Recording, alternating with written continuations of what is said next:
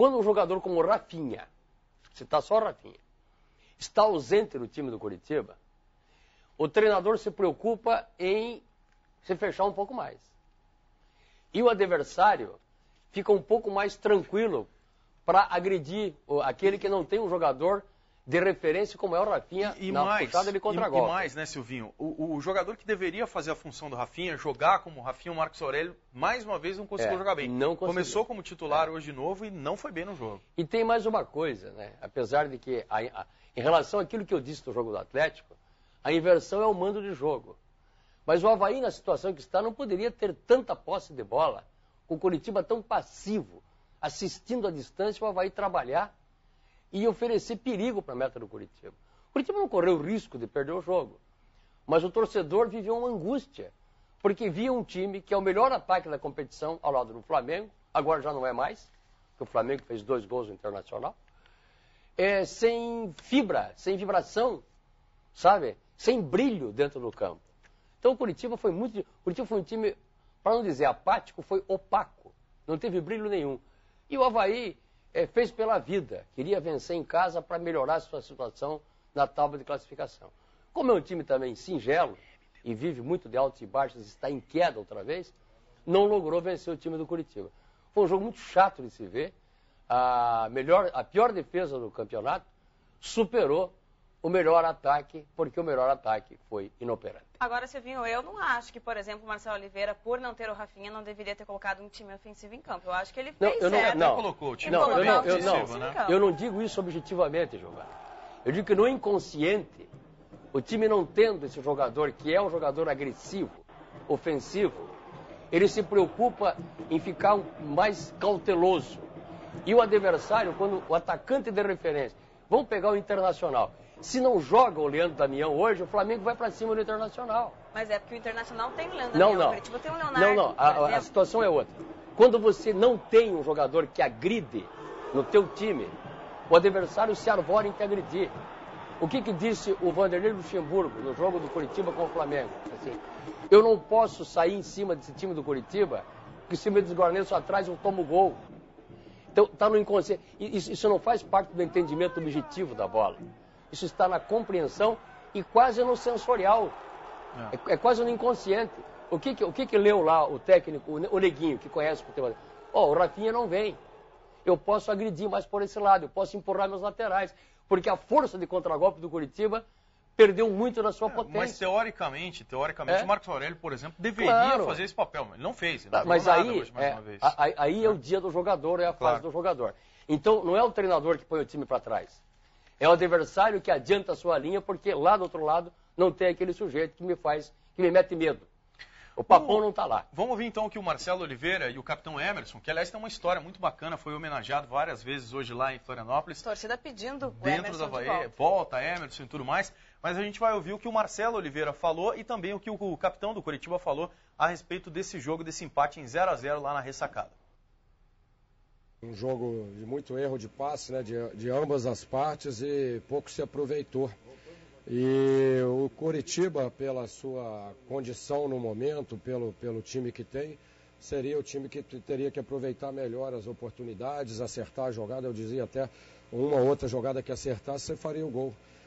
Mas um dia de total infelicidade, tentamos com jogadores mais rápidos, né? Jogadores que pudessem dar uma velocidade maior. O adversário estava saindo para cima, vaiado pela sua própria torcida, e a gente não aproveitou bem. Fica com a sensação daquele dia que nada deu certo e a gente precisa cobrar, lamentar, mas também preparar bem para o próximo jogo. O que o Curitiba almeja com esse Campeonato Brasileiro? Almeja a Libertadores. A gente não pode achar ruim de ter conseguido um ponto fora de casa. A gente sabe que o Campeonato Brasileiro é assim. A gente tem que somar dentro de casa e principalmente procurar fazer os pontos necessários fora de casa também. E a gente vem conseguindo. Falou aí o Emerson. Agora, Silvinho, queria que você falasse uma coisa, porque o objetivo do Coritiba era a Libertadores. Agora está um pouco mais distante. Né? Tem um turno inteiro pela frente ainda.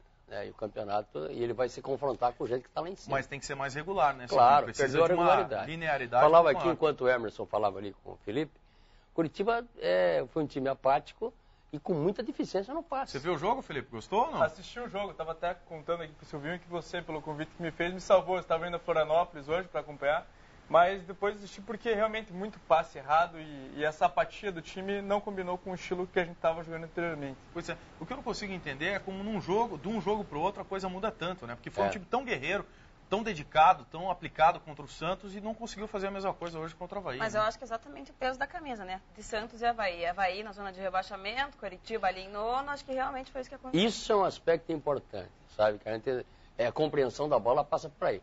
O Atlético hoje fragilizou-se um pouco na marcação porque Também. era o América, não era o Corinthians, não era o Santos.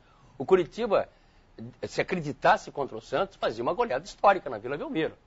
Hoje não, hoje jogou parecia que ia ganhar o natural. E ao natural não saiu do 0-0.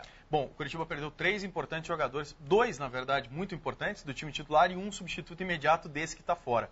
O Leandro Donizete, está fora. E Jonas. O Jonas está fora e aí na hora da substituição o Maranhão foi entrar, tomou o cartão amarelo. Os dois tomaram o cartão amarelo. O Curitiba está sem lateral direito titular para o clássico do próximo final de semana e perde, assim como o Atlético perdeu hoje o David, um jogador importantíssimo no meio de campo na marcação, que é o Leandro Donizete. O Curitiba tem melhor solução para o meio de campo, no seu elenco.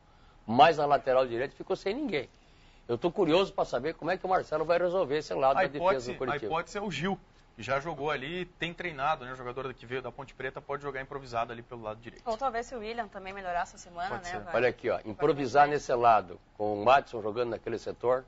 Se bem que o Madison hoje não jogou nada, hein, Silvinho? Hein? O Madison não jogou bem. Mas hoje. aonde você improvisa, o jogador, se jogar um pouco, já perturba. Acho agora, já que o Marcelo tá segurando o restinho de cabelo que ele tem na cabeça a partir de agora. Já que a gente falou de Coritiba e de Atlético, Silvinho, quem que você acha que leva melhor nesse clássico? No Atletiba? Que vem? Nem no pau de arara eu dou palpite para esse jogo. Eu nunca dei palpite para Atletiba. E você, Felipe, confiante na vitória Coxa Branca? Como um bom Coxa Branca, confiante na vitória, né? Apesar dessa falta de uma constante do time, mas confiante na vitória. É isso aí. Bom, a gente segue o programa. Nessa semana, o técnico da seleção brasileira, Mano Menezes, convocou a equipe para amistoso contra a Gana, no dia 5 de setembro, lá em Londres, Giovana. E a grande novidade é a volta do craque Ronaldinho Gaúcho ao time brasileiro. Vamos conferir o que a galera achou desse retorno e a lista completa da seleção. Ele está de volta à seleção brasileira. Ronaldinho Gaúcho, um dos maiores jogadores de futebol dos últimos anos, foi chamado pelo técnico Mano Menezes pela segunda vez e depois de 9 meses após a primeira convocação. A boa fase no Flamengo, o comprometimento com o trabalho e a qualidade do jogador foram os principais pontos analisados pelo treinador na hora da escolha. Estou pensando no Ronaldinho para um projeto final, porque ele me mostrou que é capaz de liderar um grupo como está conseguindo fazer no Flamengo e penso nele para fazer isso para a seleção brasileira. Campeão do mundo com a seleção brasileira em 2002, Ronaldinho já foi unanimidade nacional. E hoje, como está a popularidade do craque? O E-Sport foi às ruas para saber. A seleção tá tensa, vamos ver se ele faz a mesma coisa que ele está fazendo no Flamengo para melhorar um pouquinho, porque desse jeito que tá difícil. Eu acho que ele acertou de convocar o Ronaldinho. Ele está vivendo um bom momento agora no Brasileiro, tem se destacado pelo Flamengo, né? Tá fazendo um bom Campeonato Brasileiro. Eu acho que merecido uma segunda chance. Tem um futebol bom, né? Ele mostra um futebol arte. Eu gosto do futebol do Ronaldinho. Porque hoje em dia são poucos que têm esse futebol que ele tem. Acho que isso é uma questão mais de marketing que ele está usando agora para valorizar a seleção nesse momento de crise. Eu acho que é necessário no momento. A nossa seleção está muito desmotivada e o Ronaldinho pode levar, ele está muito motivado e pode levar motivação para a seleção no momento. Além de Gaúcho, Mano Menezes chamou mais 23 jogadores para o amistoso com Gana. Confira a lista. Os goleiros Júlio César, do Inter de Milão, Jefferson, do Botafogo e a novidade Fábio, do Cruzeiro. Para a zaga, Mano convocou Lúcio, do Inter de Milão, Thiago Silva, do Milan, da Itália, Dedé, jogador do Vasco, e Davi Luiz, do Benfica, de Portugal. Para as laterais, na direita, Daniel Alves, do Barcelona, Danilo, do Santos, que estava na seleção sub-20, para a esquerda, Marcelo, do Real Madrid, que retorna, e Adriano, jogador do Barcelona. Para o meio de campo, Mano convocou Lucas Leiva, do Liverpool, Luiz Gustavo, do Bayern de Munique, Ralf, jogador do Corinthians, Elias, do Atlético de Madrid, Fernandinho, do Shakhtar Donetsk, Convocou também Paulo Henrique Ganso, do Santos, Lucas, do São Paulo e o retorno de Ronaldinho Gaúcho, do Flamengo. Para o ataque, o treinador chamou Robinho, do Milan. Convocou também Alexandre Pato, outro jogador do time italiano, o retorno de Hulk, jogador do Porto, o retorno de Leandro Damião, do Internacional, e a convocação de Neymar, do Santos.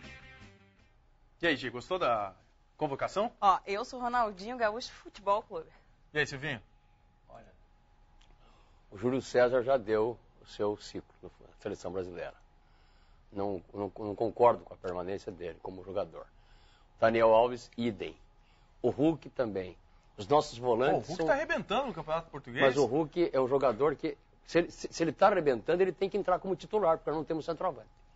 Uma coisa que pode dar certo na seleção é que o Ronaldinho é um jogador experiente e pode ajudar a transição da entre-safra. Eu colocaria ele e o Leandro Damião na peça ofensiva.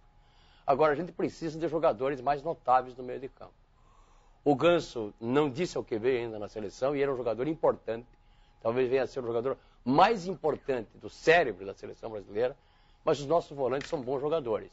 Não tem nenhum volante excepcional e por aí a gente vai ter muito problema. Lembrando que são 5 paranaenses convocados. O Fernandinho, o Leandro Damião, Fábio, o Pato e o Adriano, que jogava no Coritiba. Eu gostei da convocação do Mano, acho que é a melhor aí dos últimos jogos em que ele convocou a seleção. Eu gostei da volta do Ronaldinho. Gostou, Felipe, ou não? Gostei muito da volta do Ronaldinho. Acho que alguém que impõe respeito, né? Um jogador aí notável. E eu acho que vai dar trabalho. Ele é craque, né? Na verdade, ele é craque e ele tem que estar no time. Tá, o Marcelo bem. Também, né? Eu sou do partido seguinte, eu parto do pressuposto seguinte. Seleção é momento. Se o cara tá jogando bem, ele merece ser convocado para a seleção brasileira. No caso, o Ronaldinho tá jogando bem e é uma posição onde a gente tá carente, né? Não tem jogador para esse setor. E né? hoje eu tava ouvindo uma entrevista coletiva até do Mano, ele tava falando que daquele jogo de Flamengo e Santos, se o Neymar e o Ronaldinho Gaúcho jogaram um contra o outro, jogaram na seleção, a seleção vai arrebentar, né? É isso aí. Campeonato Paranaense de Futsal. Na rodada deste final de semana, o Marechal Cândido Rondon e o São Miguel empataram. Vamos dar uma olhada nos gols dessa partida. Aos 6 minutos de bola rolando no primeiro tempo, Cumano deixou para Thalisson, que dentro da área mandou para a rede. São Miguel 1, Marechal 0. 1 minuto e 40 depois, os donos da casa desceram pela esquerda. Bola na área e na segunda trave, Vitor Jesus colocou para dentro. Empate do Marechal, 1-1. Veio a segunda etapa e quem brilhou foi o goleiro Maicon do São Miguel, que fez várias defesas. A equipe da casa também tentou com Marcel como linha-gol, mas a virada não saiu. Fim de jogo no ginásio Ney Braga. Marechal 1, São Miguel também 1. Bom, nos outros resultados dessa rodada, o Maringá perdeu para a equipe do Umuarama por 3-1. O Palotina venceu o São José dos Pinhais por 2-1. O Cascavel goleou em Campo Mourão por 6-2. E empate num jogaço de bola entre Foz do Iguaçu e Corbélia em 3-3. E agora, vamos ver quem mandou os vídeos aqui pra gente do eSporte, Marcelo. Vamos lá. O primeiro de hoje foi o Claudio Miro Segato, que é atleta paralímpico de tênis de mesa e já foi eleito 2 vezes o melhor jogador das Américas. Vamos conferir o vídeo.